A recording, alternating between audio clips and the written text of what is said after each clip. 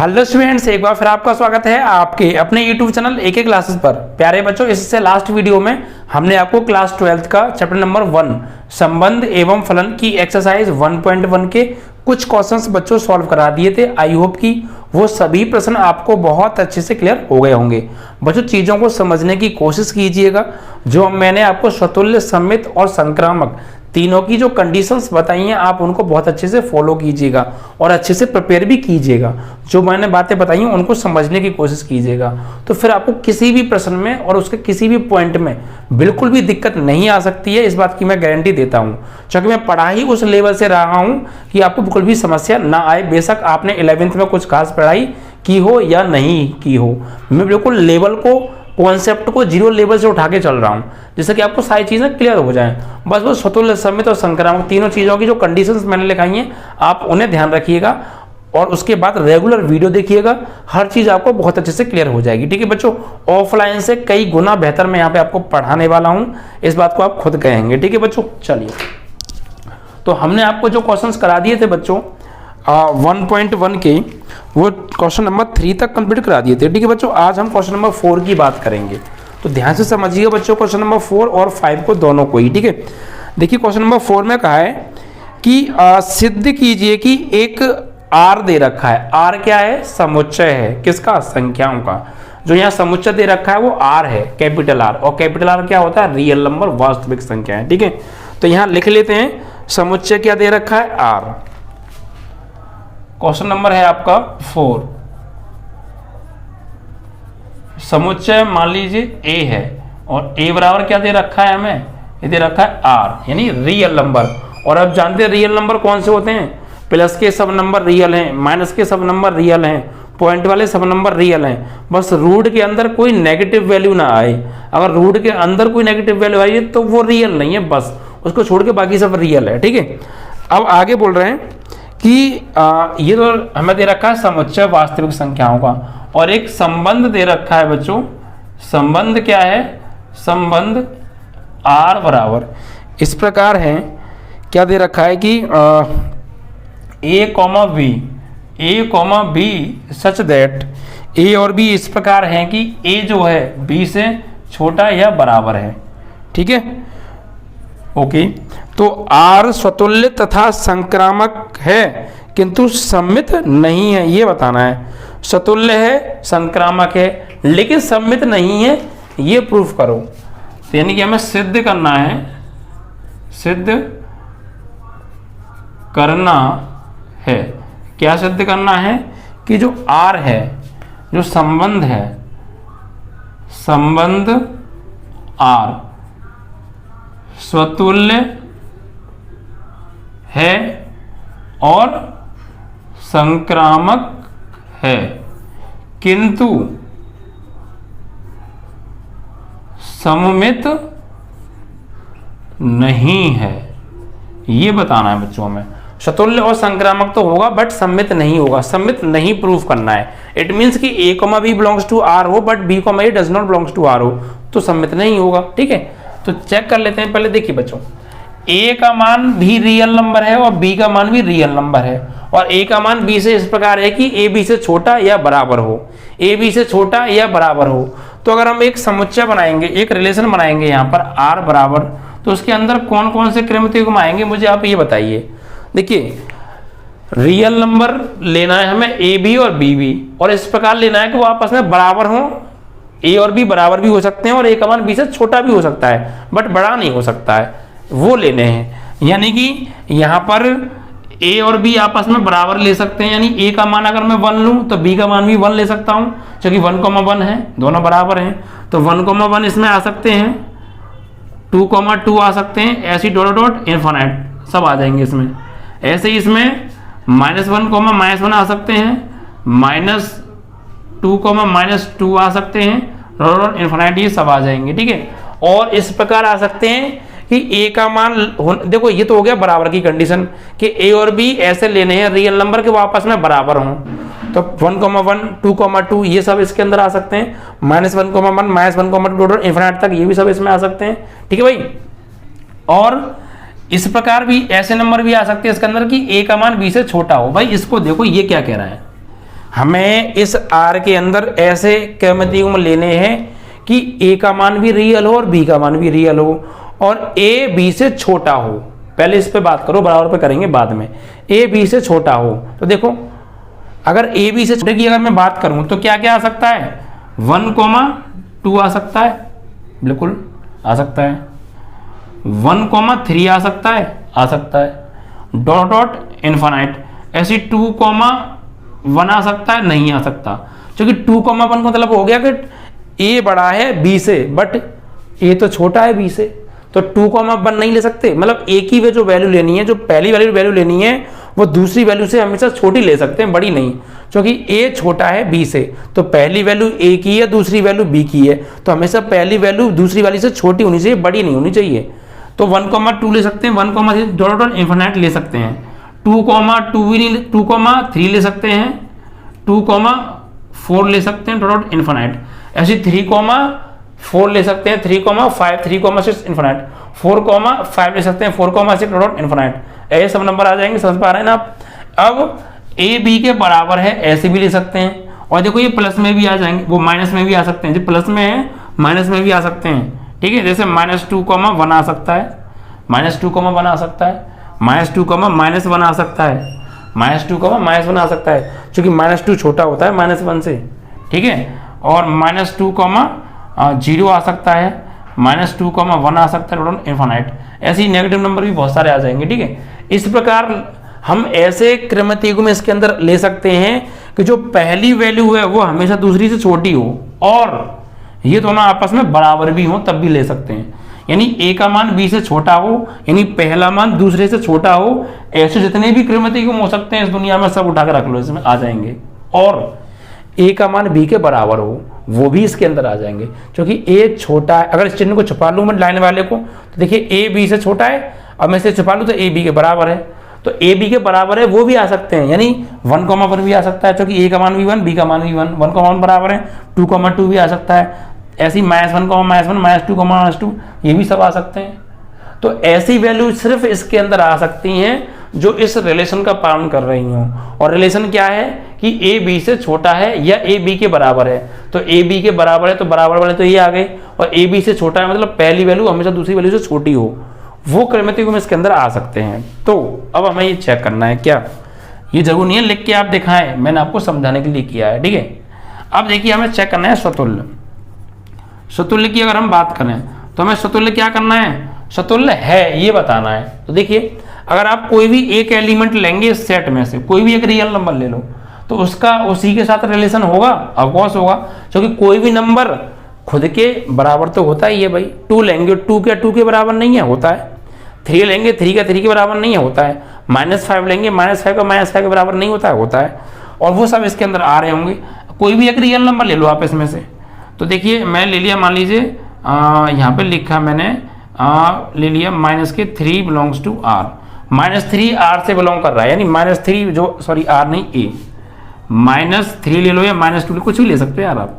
-2 belongs to ए, -2 मैंने एक real number ले लिया, तो -2 को -2 आर के अंदर होगा, ऑफकोर्स होगा। -2 को -3, -2 को -2, -3 को -3, -4 को -4, 20 के अंदर आगे तो सब नंबर ऐसे ही होंगे, क्योंकि खुद के साथ रिलेशन पाया जा रहा है, नहीं पाया जा रहा है। तो इम्प्लाइज दैट -2 को -2 बिलोंग्स टू आर, और यहाँ लगा दो फॉर ऑल, क्योंकि ये सबके लिए ये नियम लागू हो रहा है। 1,1 इसमें होगा, 2,2 इसमें होगा, 3,3 इसमें होगा, -1,-1 इसमें होगा, -2 इसमें होगा, इन्फिनिट तक सब नंबर इसमें होंगे। तो ये नियम सबके लिए लागू हो रहा है। लिख देंगे अतः आर एक स्वतुल्य संबंध है, ठीक है। अब दूसरी बात करते हैं सममित की। तो सममित नहीं है, प्रूफ करना है। तो देखो बच्चों, जब कोई पहला एलिमेंट दूसरे एलिमेंट से छोटा है तो वो आर के अंदर आएगा, क्योंकि ए बी से छोटा है। तो ए बी से छोटा है तो कोई भी एक एलिमेंट देख लो इसमें, इस रिलेशन में, कि पहला मान दूसरे से छोटा हो। जैसे मैंने 1,2 ले लिया, तो पहला मान दूसरे से छोटा है तो ये आर के अंदर है। तो 1,2 आर के अंदर है, तो 2,1 भी आर के अंदर होगा क्या? नहीं होगा, क्योंकि 2,1 अगर आर के अंदर होगा तो पहली वैल्यू दूसरी वैल्यू से बड़ी हो जाएगी, जबकि रिलेशन ये कह रहा है कि पहली वैल्यू दूसरी वैल्यू से छोटी होनी चाहिए, बराबर होनी चाहिए, बड़ी नहीं हो सकती है। लेकिन हम इसका अगर 1,2 तो आर के अंदर है, पहली वैल्यू दूसरी वैल्यू से छोटी है, लेकिन इसको उल्टा 2,1 इसके अंदर अगर होता तो फिर पहली वैल्यू बड़ी हो जाती, दूसरी वैल्यू छोटी हो जाती, लेकिन वो आर के अंदर आती नहीं फिर। ठीक है, तो कोई भी आपको 1,2 इसमें मिल जाएगा, 2,1 इसके अंदर नहीं मिल सकता है, 1,3 मिल जाएगा, 3,1 इसके अंदर नहीं मिल सकता है, क्योंकि वो उस रिलेशन का पालन नहीं कर रहा है। तो यहाँ लिख देंगे for all 1,2 belongs to R implies that 2,1 does not belongs to R. ठीक है, अतः आर एक सममित संबंध नहीं है। क्लियर ना भाई? इसके अंदर वही वैल्यू आ सकती हैं जो आपस में दोनों बराबर हों या पहली वैल्यू दूसरी से छोटी हो। ये वाली वैल्यू छोटी हो इससे, अगर ये वाली वैल्यू बड़ी हुई ये छोटी हुई तो इसके अंदर नहीं आएगी। जबकि सम्मित में यही शर्त चाहिए कि पहली वैल्यू दूसरी से छोटी है तो दूसरी वैल्यू भी पहली वैल्यू से छोटी होगी क्या? नहीं हो सकती भाई। जब कोई चीज़ पहली एक चीज़ दूसरी से बड़ी है तो दूसरी पहली से बड़ी कैसे हो जाएगी फिर? जब पहली चीज़ दूसरी से बड़ी है तो दूसरी चीज़ पहली से बड़ी नहीं हो सकती है। ठीक है, चलिए संक्रामक की बात करें, संक्रामक की बात कर लेते हैं। तो इसमें देखिए बेस्ट सिंपल है, आ जाएगा। देखिए 1,2 इसमें है, 1,2 बिलोंग्स टू आर आ सकता है क्योंकि पहली वैल्यू दूसरी से छोटी है, तो 1,2 इसके अंदर आ रहा होगा क्योंकि पहली वैल्यू छोटी है दूसरी बड़ी है, और 2,3 भी इसके अंदर आ रहा होगा क्योंकि पहली वैल्यू छोटी है दूसरी वैल्यू बड़ी है। इस संबंध का पालन करना चाहिए, बस हमें ये देखना है। तो 1,2 इसका पालन कर रहा है क्योंकि ये कह रहा है पहली वैल्यू छोटी हो दूसरी बड़ी हो, तो पहली वैल्यू छोटी है दूसरी बड़ी है। फिर 2 किसी और के साथ 2,3 इसके अंदर आ रहा होगा क्योंकि ये इस नियम का पालन कर रहा है, पहली वैल्यू छोटी है दूसरी वैल्यू बड़ी है। तो 1,3 भी इसके अंदर आएगा क्या? 1,3 भी इसके अंदर आएगा, बिल्कुल आएगा, क्योंकि ये इस नियम का पालन कर रहा है, पहली वैल्यू छोटी है दूसरी वैल्यू बड़ी है। और ये ऐसे ही सबके लिए फॉलो होगा। तो यहाँ लिखेंगे, यहाँ फॉर लगा दो, अतः आर एक संक्रामक संबंध है। ठीक है, इस तरीके से तो सतुल्य है और संक्रामक है बट सम्मित नहीं है, और यही हमें प्रूफ करना था। ठीक है, तो रिलेशन क्या दिया होता है उस रिलेशन को समझिए, उसके अकॉर्डिंग आप उसके अंदर क्रमितियुग्म लिख सकते हैं और फिर उन्हीं में हमें चेक करना है और चीज़ों को समझते हुए काम करना है। ठीक है, चलिए तो ये आपका क्वेश्चन यहाँ पर कंप्लीट होता है 4th।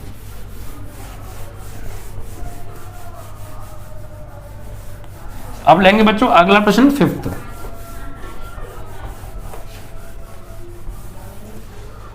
पांचवें प्रश्न में देखिए क्या कहा है बच्चों। पांचवें में कहा है कि जांच कीजिए कि क्या आर मतलब कोई रियल नंबर, कोई वास्तविक संख्या, एक रिलेशन दे रखा है द्वारा परिभाषित संबंध स्वतुल्य सम्मित अथवा संक्रामक है, चेक करना है।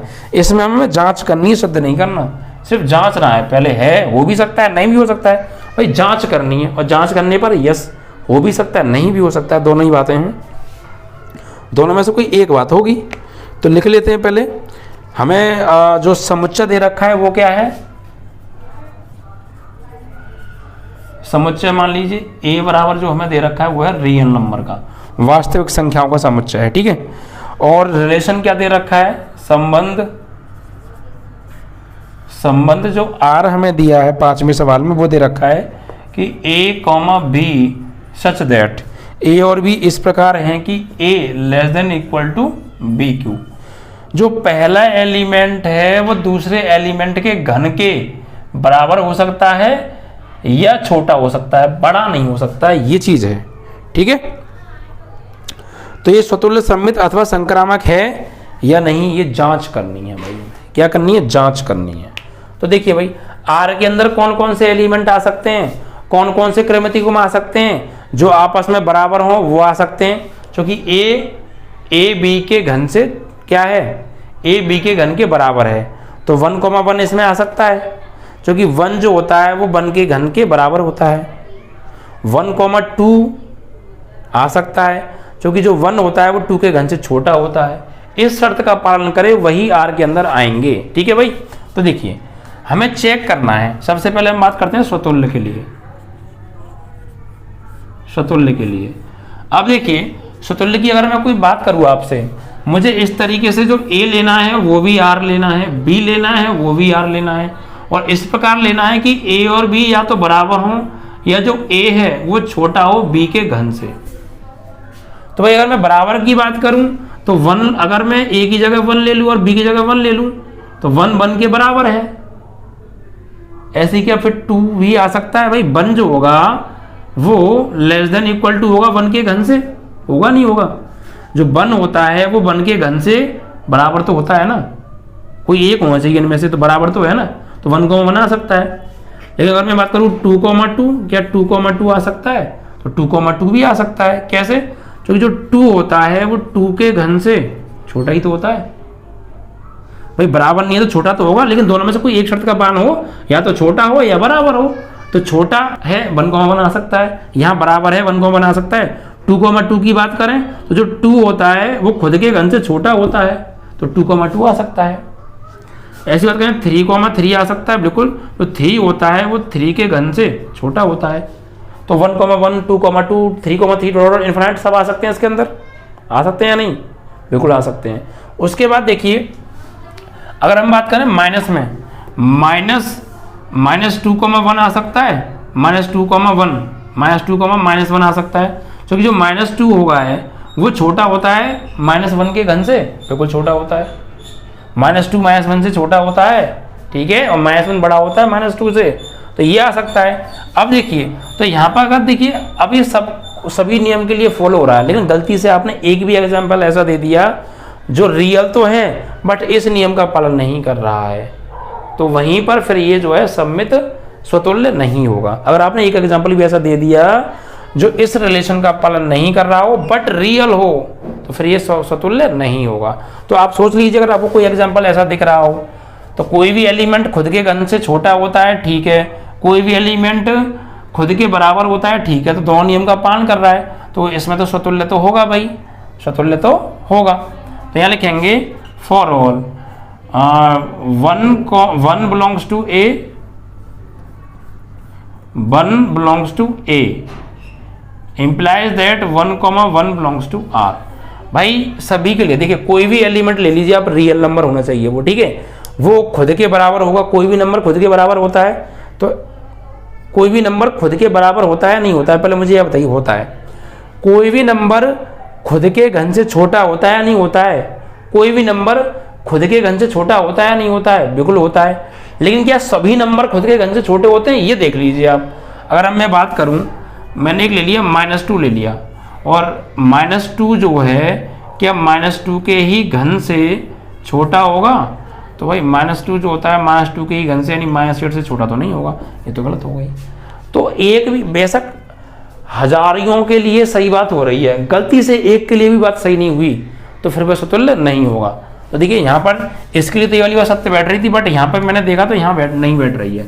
तो एक भी एग्जाम्पल अगर आपने ऐसा ढूंढ लिया जिसके लिए इस रिलेशन का पालन नहीं हो रहा, तो फिर वह स्वतुल्य नहीं होगा। क्यों? देख लीजिए। तो अगर मैं ले लिए, मान लीजिए मैं ले लिया -2 बिलोंग्स टू A, -2 जो है रियल नंबर है तो R से बिलोंग कर रहा होगा, सेट A से बिलोंग कर रहा होगा, but implies that -2, -2 does not belongs to R। क्यों?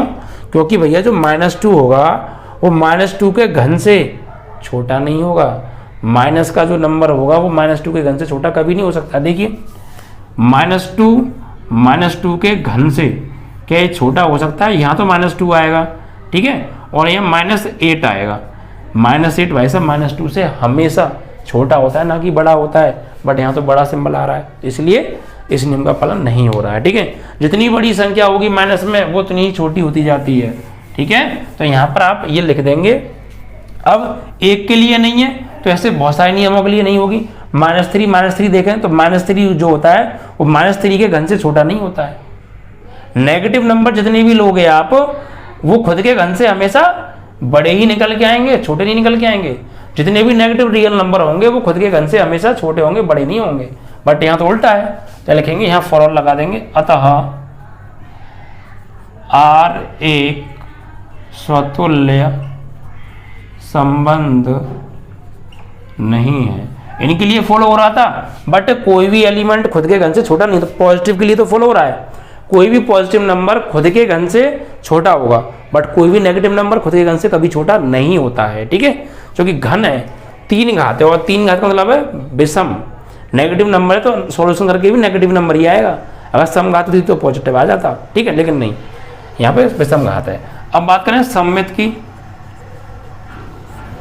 देखिए कोई भी एलिमेंट खुद के बराबर हो सकता है, बिल्कुल हो सकता है, लेकिन क्या कोई एक एलिमेंट, अगर कोई एक एलिमेंट है वो किसी दूसरे एलिमेंट के घन से छोटा है, तो फिर दूसरा एलिमेंट पहले एलिमेंट के घन से छोटा होगा, ये बात आपको चेक करनी है। देख लीजिए, अगर आपने एक भी एग्जाम्पल ऐसा दे दिया जो इस नियम का पालन नहीं कर रहा तो फिर सममित नहीं होगा। जैसे आ जाइए, जैसे मान लीजिए मैंने ले लिया -2, -2 जो होता है ये छोटा होगा 1 के घन से, 1 के घन से छोटा होगा, बिल्कुल होगा। -2 भी रियल नंबर है और 1 भी रियल नंबर है, लेकिन क्या भैया ये जो 1 जो है ये छोटा होगा -2 के घन से, तो 1 कभी भी छोटा नहीं हो सकता है -8 से, 1 तो हमेशा बड़ा होगा। तो मैंने एक एग्जाम्पल ऐसा दे दिया जो इस नियम का पालन नहीं कर रहा है। भाई दोनों मैंने a बराबर लिए, भाई मैंने माना a बराबर 1 बिलोंग्स टू r और b बराबर -2 बिलोंग्स टू r, ठीक है, ये लिए मैंने। अब देखो या यहाँ पे उल्टा कर लो, यहाँ पे कर लो -2, यहाँ पे कर लो 1। अब देखिए जो a है ये छोटा होगा b के घन से, ऑफकोर्स होगा, यानी -2 जो होता है वो छोटा होता है 1 के घन से, यानी -2 छोटा होता है 1 से, +1 से, ठीक है। लेकिन इसका उल्टा चेक करें तो क्या 1 छोटा होता है -2 के घन से, तो 1 भैया कभी भी छोटा नहीं हो सकता -2 के घन यानी -8 से, 1 तो हमेशा बड़ा होगा, क्योंकि नेगेटिव नंबर से हमेशा पॉजिटिव नंबर बड़ा होता है। तो एक एग्जाम्पल भी अगर आपने ऐसा दे दिया जो उस नियम का पालन नहीं कर रहा बट रियल है, तो वह सममित नहीं होगा। तो यहाँ पे हम लिखेंगे अब कैसे शुद्ध भाषा में साफ यहाँ पे लिखेंगे, माना a बराबर -2 बिलोंग्स टू r और b बराबर +1 बिलोंग्स टू r। तो यहाँ लिखेंगे -2, 1 बिलोंग्स टू, तो r है कि -2 जो होता है 1 के घन से छोटा तो होता है, बट इम्प्लाइज दैट 1 जो है कभी भी -2 के घन से छोटा नहीं होगा, तो does not belongs to r। और यहाँ लगा देंगे फॉर ऑल, तो यहाँ पे आप लिख देंगे अतः r सममित एक संबंध नहीं है। एक भी एग्जाम्पल अगर आपने ऐसा दे दिया कि वो है तो रियल बट इस रिलेशन का पालन नहीं कर रहे हैं, तो फिर चाहे बाकी के सब क्यों ना कर रहे हो, अगर एक भी नहीं कर रहा तो फिर वो जो है सममित नहीं माना जाएगा। अब बात करेंगे संक्रामक के बारे में। भैया संक्रामक में क्या है कि एक एलिमेंट दूसरे एलिमेंट के घन से छोटा हो, दूसरा एलिमेंट तीसरे एलिमेंट के घन से छोटा हो, तो क्या पहला एलिमेंट भी तीसरे एलिमेंट के घन से छोटा होगा?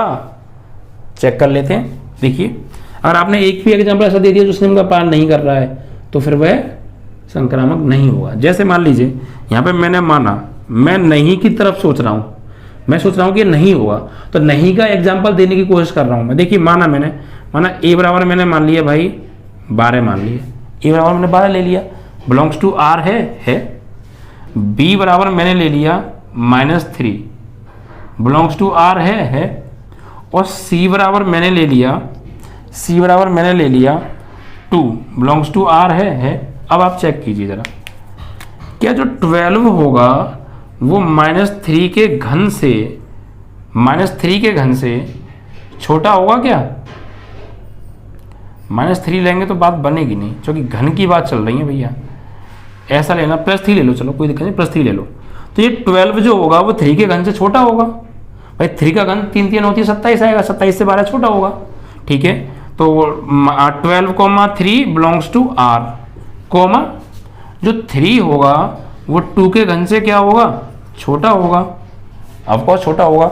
जो 3 होगा वो 2 के घन से छोटा होगा, तो 3 2 के घन से छोटा है, तो 3,2 बिलोंग्स टू आर है। But implies that 12,2 belongs to R होगा, does not belongs to R होगा। क्यों? क्योंकि 12 कभी भी 2 के घन से छोटा नहीं हो सकता। 2 का घन होता है 8 12 से छोटा बड़ा थोड़ी होता है, छोटा होता है, ठीक है। तो हमने एक एग्जांपल ऐसा दे दिया जो रियल तो है बट इस नियम का पालन नहीं कर रहे हैं, तो फिर वह संक्रामक नहीं है। अगर आपने एक भी एग्जांपल ऐसा दे दिया तो फिर बाकी के सब क्यों नियम का पालन कर रहे हो, अगर एक भी नहीं कर रहा तो फिर संक्रामक नहीं होगा।